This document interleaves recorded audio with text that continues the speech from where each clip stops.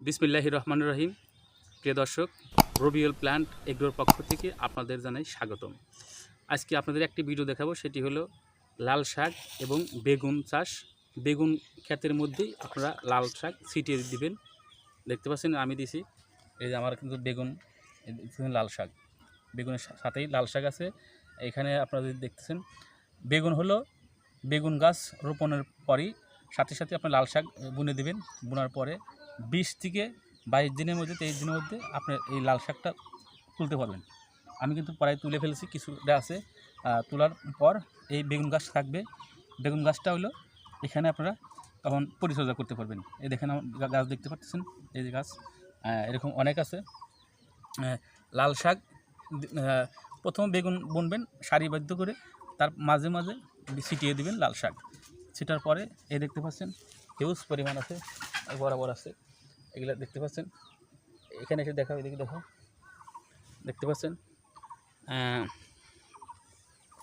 কারণ হলো যখনই আপনারা প্রথমে জমিটা সুন্দর করে ভালোভাবে চাষ করবেন, চাষ করার পরে মাটিতে জৈব সার এবং বিভিন্ন সার মিক্স করে সারিবদ্ধভাবে আপনারা এভাবে, এই যে সারিবদ্ধ দেওয়া আছে, বেগুন বুনবেন। বেগুনের পাশাপাশি এই যে গ্যাপটা এই দেখতে পাচ্ছেন, এখানে বেগুন আর এখানে বেগুন গাছ, মাঝখানে একটা গ্যাপ আছে। এই গ্যাপ দিয়ে আপনারা লাল শাক বুনতে পারবেন। লাল শাক বুনলে 22 থেকে 25 দিন, 23 দিনের মধ্যে আপনারা শাক তুলতে পারবেন। এই যে আমি কিন্তু অলরেডি 2বার তুলেছি, দেখতেছেন ফাঁকা জায়গা, এখানে অনেক শাক ছিল, তুলে ফেলেছি। এখান থেকে বাজারে বিক্রি করতে পারবেন এবং আপনারা বাড়িতে খাইতে পারবেন। একসাথে দুটি ফসল তুলতে পারবেন। যেহেতু লাল শাক অল্প কয়েকদিনকার এটা ফসল, এটা করতে পারবেন।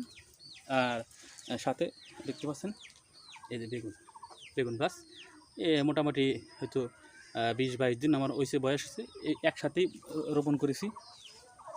এই দেখতে পাচ্ছেন, এই দেখেন।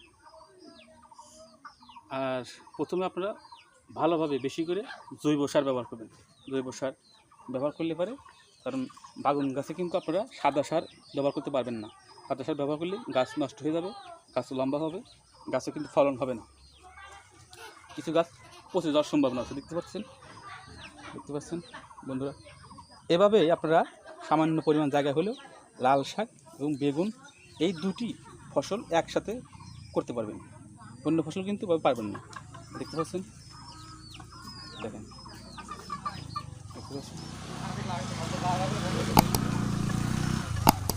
ভালো থাকবেন, সুস্থ থাকবেন। আমার চ্যানেলটিকে ভালো লাগলে সাবস্ক্রাইব করবেন, কমেন্ট করে জানাবেন ভিডিও সম্পর্কে।